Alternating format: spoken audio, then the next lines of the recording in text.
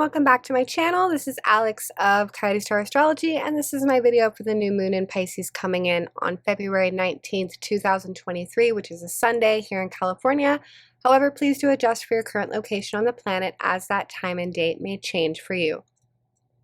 I am so excited to talk about this new moon. It is a very special one. And we've had a really interesting week in general. I'm sure that many of you have felt the shift in energy. We had some honestly quite magical little alignments trickle in over the last week or so. So we will be talking about that. We're going to talk about the new moon, and we're going to talk about the changing of the guard, as I'm calling it, because we have some big moves happening on the horizon. Before we dive into the new moon, I want to make a quick announcement, and I will make it fast because I know that this won't apply to all of you, but I'm putting up on the screen a little flyer for the retreat that I'm going to be a part of in Bali coming up this April. If you are interested in knowing more about joining us, I will put down in the description box of this video a link where you can find out more about the retreat. It's going to be awesome. I'm going to be doing astrology, and there's going to be yoga and waterfall hikes and all sorts of fun stuff. So I hope some of you can join us. And again, if you're interested, follow the link in my description box for this video. All right, let's talk about this special new moon. Oh, I just love it so much. I haven't felt this way about a chart in a while. There's something very auspicious about this chart, and it is bringing in so much needed magic. I mean, obviously magic is always accessible, but honestly, guys, it has just been God, the last 2022 was just a beast of a year. Whoa, that's my tarot cards falling everywhere. 2022 was a beast of a year, and that Saturn square, the nodes just did not mess around. And finally, there is a shift happening. That's not to say that 2023 is a bed of roses. It isn't. But this new moon is special. So let's talk about why. Here it is, first degree of Pisces, right at the dawning of Pisces season. Thank God. Love that. And so right away, we want to know what Neptune is doing, because Neptune is the ruler of this chart. Neptune rules Pisces. And Neptune is really up to something quite special. And this is what trickled in over the last week that I'm sure many of you felt. So Neptune is here at 24 degrees. And Neptune is taking a little stroll with Our Lady Venus. The two were exact conjunct on February 15th Pacific Standard Time, which was just 24 hours exact conjunction following Valentine's Day, which is quite adorable if you understand what these two are about when they get together, which we're about to go into. So I don't know. I'm not really a big Valentine's Day person, but I still think that that's very cute. So Neptune and Venus, why is this pair so adorable? Why is this little stroll that they're taking through the stars so magical? Well, Neptune is actually the higher octave of Venus. So think of Neptune as like the highest possible frequency of Venus. Neptune, I think of as like a little antenna that lifts us up into the celestial spheres, into higher consciousness. This is where we can channel beauty and creativity, such as through music or dance. If you've ever been listening to a piece of music or something that moves you, this can even happen through the voice if someone is speaking truth or singing, channeling through this energy, the hair on your arms will stand up.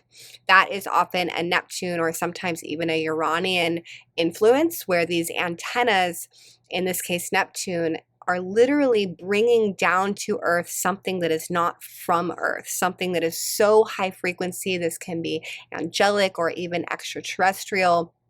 in nature. And Neptune quite simply takes us out of this earthly dimension. So this is higher dimensional, this is psychedelic, this can be accessing psychedelic states or transcendental states through things like breath work. And Venus, on the other hand, she is the goddess of love and beauty here on the earth plane. So when we're talking about love with Neptune out of this dimension, we're talking about this like very Christ consciousness, all encompassing nirvana, like very Kuan Yin, very unity consciousness, loving all beings. Venus is more earthbound love. So Venus is what we experience as far as love and beauty here on the 3D level. So she rules things like art and our love language, our aesthetic, the aesthetic beauty that we attract and that we enjoy. So now that we understand the difference between the two, that Neptune is this sort of like heavenly energy or essence, and Venus is earthbound beauty, charm, and grace and love, we put them together. I mean, what a match. So what this signature sort of brings into our experience is, in many ways, grounding the dream world into the physical, or grounding heaven to earth is another kind of beautiful way to structure that signature.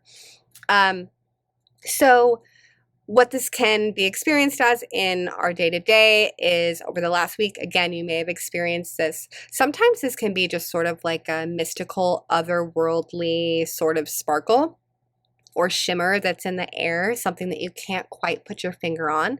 It can be an increase in synchronicity or sort of like mystical experiences, a deepening of our spiritual practice, or a deepening in our connection to our guides or our inner wisdom. And how I experienced it, and I thought that this was quite fascinating and also made a lot of sense with the signature itself, is I was experiencing that my version of beauty, or like my ideals, were suddenly all around me. It was like an angel had gone into my subconscious and plucked my version of ideal beauty and love and experience and just superimposed it into my waking reality. And I mean, everything from, like, I don't know, I pulled a card in the morning and it was a blue butterfly, and then I go on a walk and there's blue butterflies everywhere. And I just had a really idealistic couple of days. And I spent my Neptune Venus conjunction in a breathwork class where we went on a total psychedelic journey just through the breath. Had like a whole freaking DMT breakthrough, left feeling like I was literally high, just on cloud nine. Went with a very high vibrational friend and just watched this beautiful sunset, and it was just like, oh my God, I'm literally in heaven. This was happening in my 12th house. So think back into this last week, middle of the week. Again, hopefully this was aspecting your chart well, because if this is squaring, if you've got something in the later degrees of Gemini or something in the later degrees of Virgo, that could be a hard square aspect. But for most of us, hopefully we were feeling this positive Neptune Venus upliftment. Could have been an interesting week for lovers. This could bring in kind of like an idealistic, romantic, or even psychedelic space for lovers. With Neptune, we never really know what is real and what is meant to last.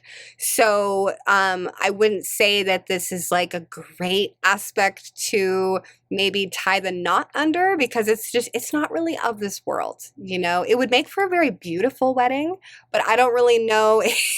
Like with Neptune Venus, it's kind of like, we just don't know how long these things are meant to last, and it really doesn't matter. It's just sort of like, enjoy the moment, go on the trip, go on the journey. Hopefully this was this enhanced creativity for some of you out there. But let's talk more about how this relates to the new moon, because it really does. And to do that, I think I want to bring in, do I want to do that yet? Actually, let's talk about the fact that Saturn's here first, and then we're going to go into the tarot cards. Okay, so very interesting that Saturn is conjunct the new moon. This is an out of sign conjunction. You can see that Saturn is in Aquarius. So they're not in the same sign, so they aren't merging energies as strongly as they would if, say, Saturn was in Pisces, but we're still going to call it significant because Saturn is very close by.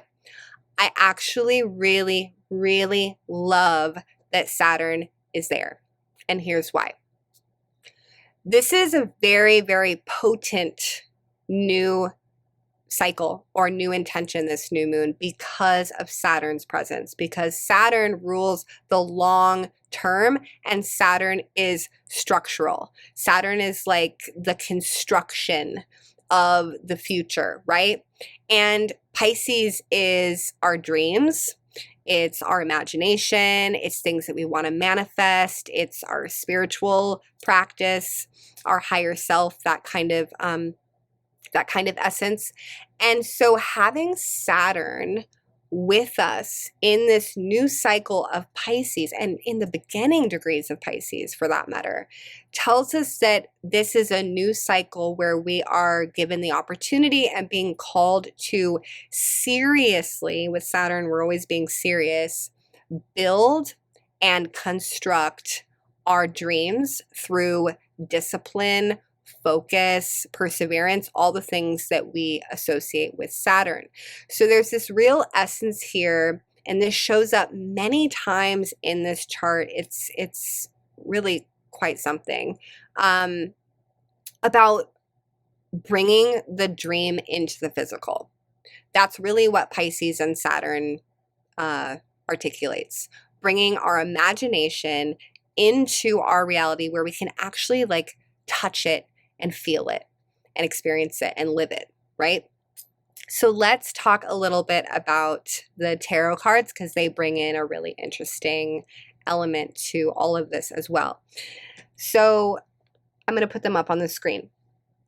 The card that is actually associated with the new moon itself, the first decan of Pisces, is this card, the Eight of Cups. So let's just take this image in for a moment. We can see this beautiful goddess. She's sort of coming out of the water up on this rock, and she's gazing off into the distance at the moon. And behind her, she's turning her back on all of these cups, the Eight of Cups. So there's a lot of water, there's a lot of emotion in this card.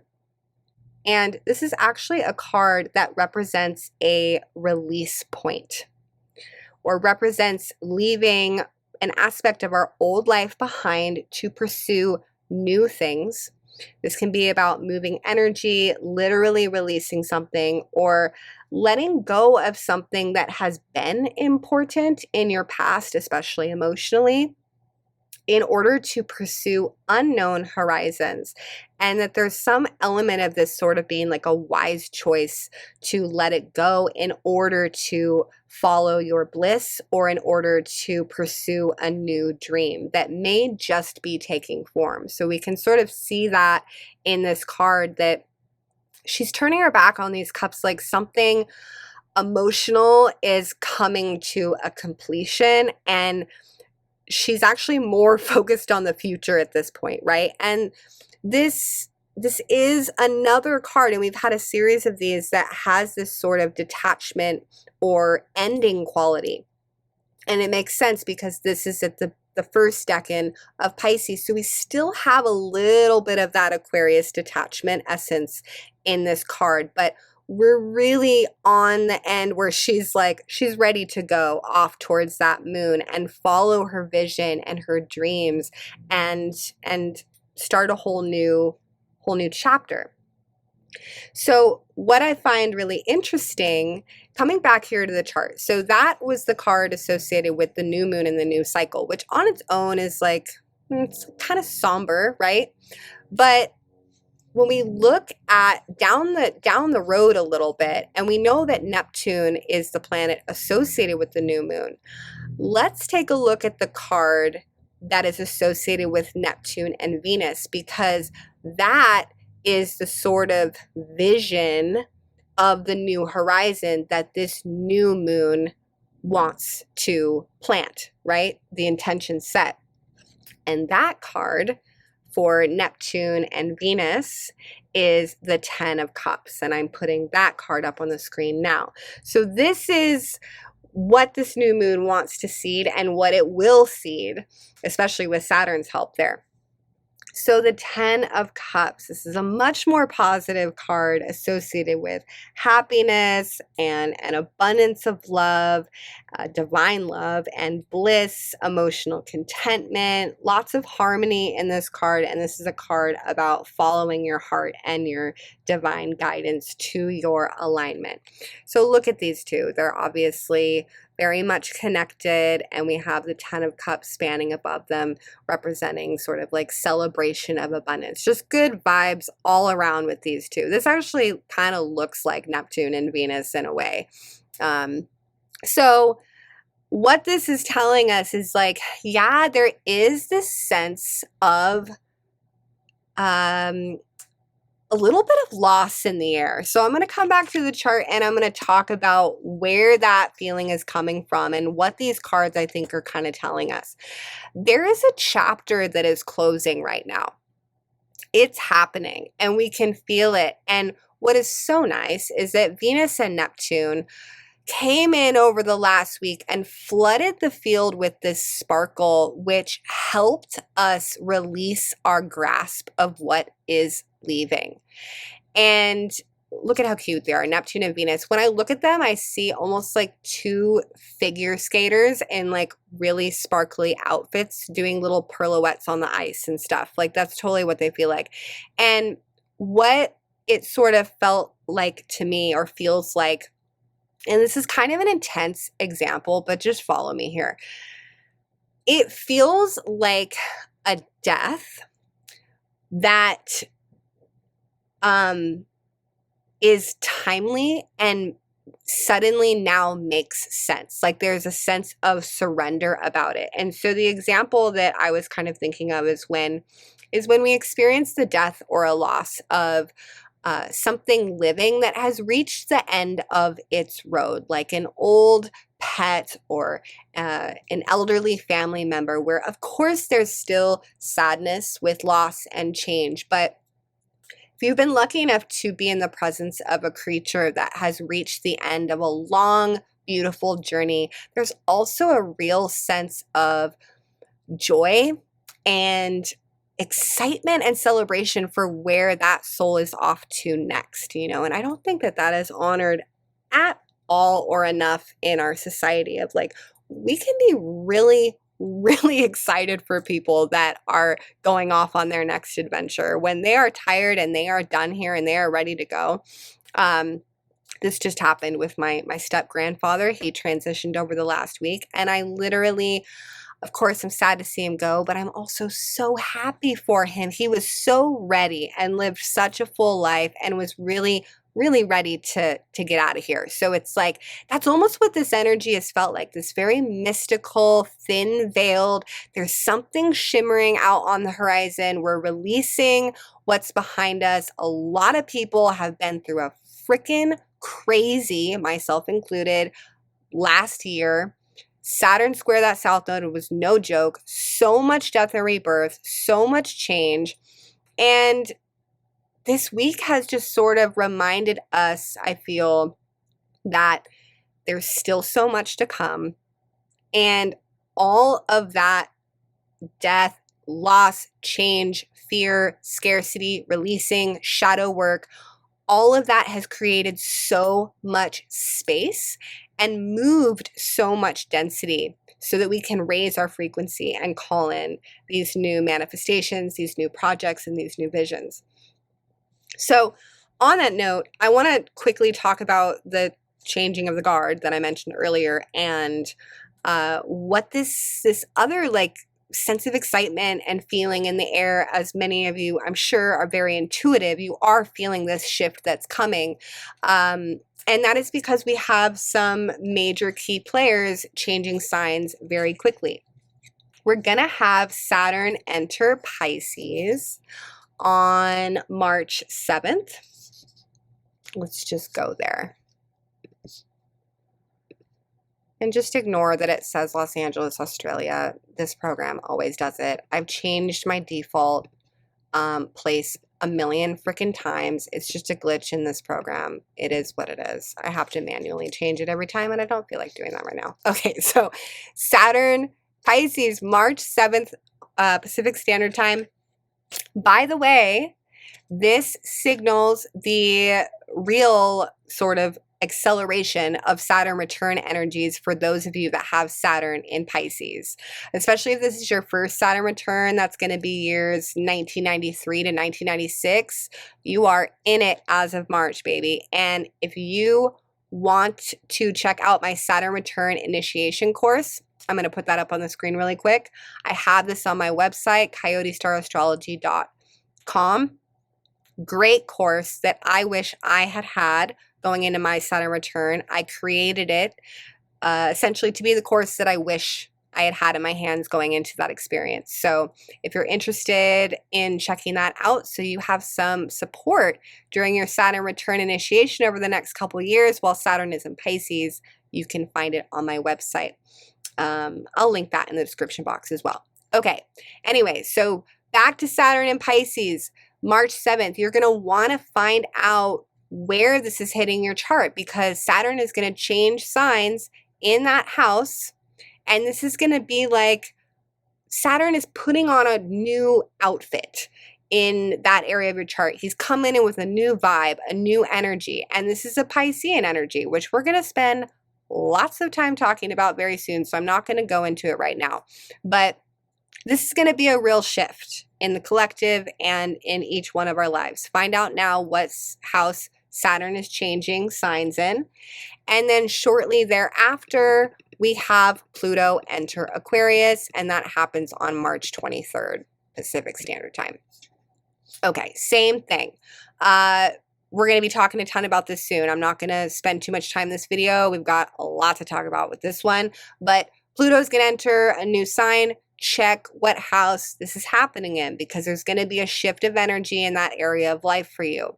And then we've got a totally nuts Aries season because we have Jupiter in Aries now. So as planets pass through Aries, they're going to get magnified by Jupiter. That's a big energy. And then Taurus season is going to be gnarly too because we've got Uranus in Taurus with the North Node, and then guess what? Freaking Jupiter, dude, is going to go into Taurus after that. When the hell does that happen?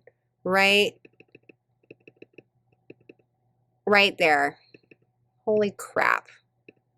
This is going to, Jesus, this is hitting my chart in a gnarly way. Anyways, okay, so May 16th,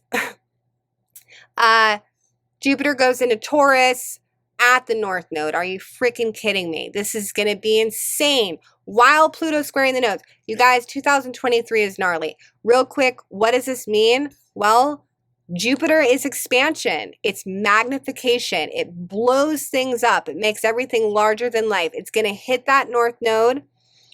That's going to push everyone hyperspeed into the North Node in Taurus right before the nodes switch. So North Node Taurus, this is honestly an awesome opportunity for a lot of people to level up financially.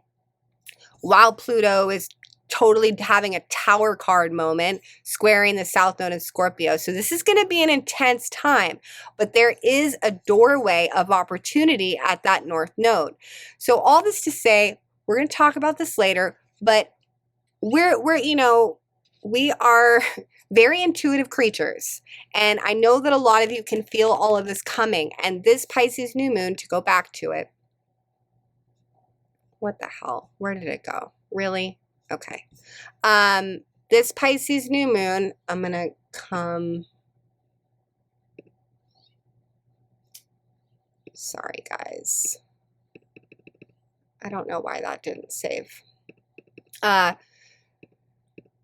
this Pisces new moon is really bringing in much needed Pisces energy to help us connect with our spiritual practice, those higher dimensional essences, and to really kick us into gear to manifesting something very new now that so much has changed and fallen away. Love this one, man. Really loving it. Okay. Thank you guys so much for tuning in. I'm going to put my information up on the screen. I am taking bookings for readings at the moment. If you would like to reach out to me for a reading, you can do so at my website at coyotestarastrology.com. And if you don't already follow me on Instagram, I'm there at Earth2Coyote. I do a lot of daily astrology in my stories. And if you enjoyed this video, please do give it a like and a share. I really appreciate it. And yeah, have such a beautiful new moon. If there was ever a new moon to set focused intention, this is the one. I absolutely will be. All right, you guys, enjoy it. Love you so much, and bye for now.